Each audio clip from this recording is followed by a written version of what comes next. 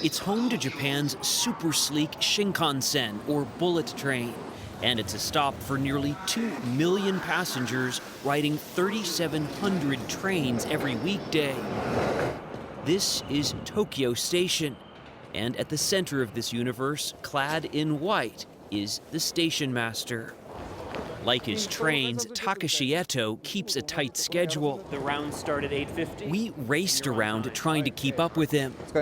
It's vital for me to check on things with my own eyes, he said. Let's make it nice and tidy, he instructed this cleaner. On the platform, he told another worker, don't catch cold. You seem to really love your job.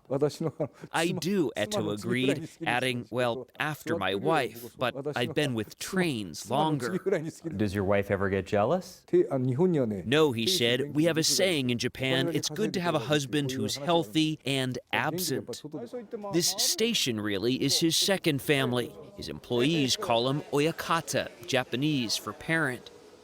At the start of his day, we found Eto doing calligraphy, painting the character N, which means connection, his favorite word.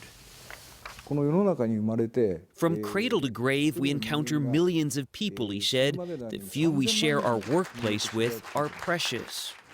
And get this, he bows whenever he enters or exits the station. It mentally prepares you for customers, Eto told us, and shows them appreciation. We watched as he saluted trains, stopped for a quick picture, and monitored the cleaners who turn around these trains in 7 minutes flat. And no, this video is not sped up. He has almost 500 employees. He says he considers them his kids, and one of the most important parts of each day is about to happen. Yes. Oh, happy birthday to you. Happy birthday. He serenades each and every employee on their birthday. It creates a connection, he said. Everyone's birthday is that person's most special day.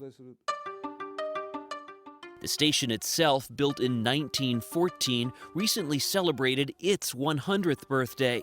It's lucky to be standing. And in the 1980s, it came within a hair's breadth of being demolished.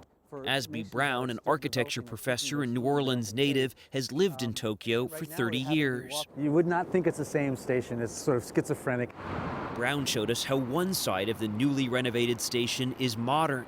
The other is more traditional and faces Japan's imperial palace. It was really a symbol of the Japanese Empire. It has this grandiose, classical, kind of dignified appearance.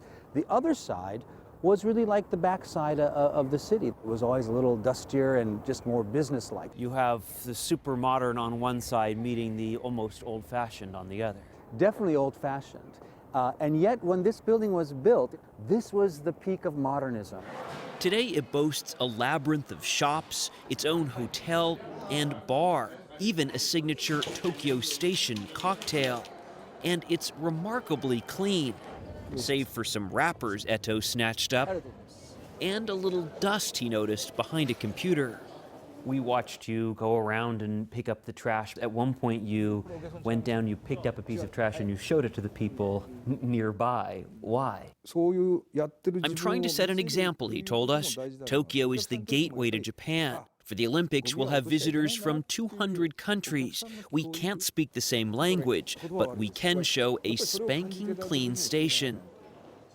All right. Sipping one of those Tokyo Station cocktails, we toasted to the whole idea of this place. And to connections. Making a connection.